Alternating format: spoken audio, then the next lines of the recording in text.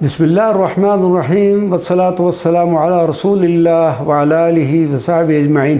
معزز ناظرین و سامعین کرام، السلام علیکم ورحمۃ اللہ وبرکاتہ۔ بالآخر کل من علیہا فان ویبقى وجہ ربک ذو الجلال والاکرام، کل نفس ذائقۃ الموت۔ سلطان اسلام سلطان صلاح الدین ایوبی بھی بارگاہ عزدی میں حاضر ہو گئے۔ سلطان صلاح الدین ایوبی 20 فروری 1193 دمشق شہر سے باہر ان زائرین کے استقبال کے لیے تشریف لائے جو حج کی سعادت حاصل کر کے واپس دمشق لوٹ رہے تھے۔ چند دن صفراوی بخار میں مبتلا رہے اور 4 مارچ 1193 صبح صادق کے وقت حضرت امام ابو جعفر القرطبی آپ کے پاس بیٹھے تلاوت فرما رہے تھے۔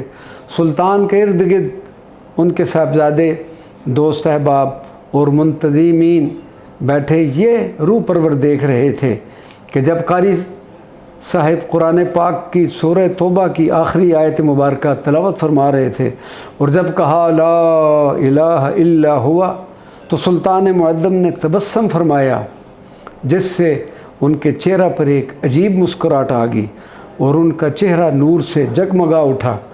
اور جب قاری صاحب نے یہ پڑھا علیہ توکلت تو یہ سننے کے بعد سلطان صلاح الدین ایوبی بارگاہ عزدی میں حاضر ہو گئے۔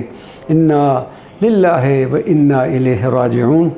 سلطان کی نماز جنازہ اور آخری آرامگاہ۔ خطیب الدویلئی نے سلطان کے جسد اقدس کو غسل دیا، پھر ایک تابوت میں رکھا گیا اور جب تابوت مبارک کو اٹھا کر باہر لایا گیا تو چیخ و پکار سے ایک کہرام مچ گیا اور ایک اس طرح محسوس ہوتا تھا کہ ساری دنیا یک زبان ہو کر گریہ و زاری کر رہی ہے۔ مشہور مورخ ابن خلقان فرماتے ہیں کہ سلطان صلاح الدین ایوبی کے وصال کا دن اتنا افسردہ اور تکلیف دہ تھا کہ ایسا تکلیف دہ دن اسلام اور مسلمانوں پر خلفائے راشدین کے وصال کے بعد کبھی نہ آیا تھا۔ سلطان زمانہ کو مشہور زمانہ اموی مسجد کے نواح میں واقع ایک خوبصورت باغ میں سپرد خاک کیا گیا۔ اللہ تبارک و تعالی سلطان کے درجات میں اضافہ فرمائے، آمین۔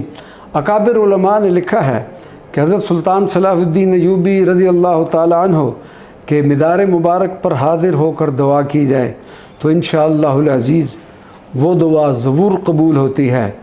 اور اس بارگاہ عظیم بارگاہ میں کھڑے ہم اپنی قسمت پر ناز کر رہے تھے کہ دنیا میں بہت کم ایسے بادشاہ ہوئے ہیں کہ جن کی آخری آرامگاہوں کو مزارات مبارکہ سے یاد کیا جاتا ہے۔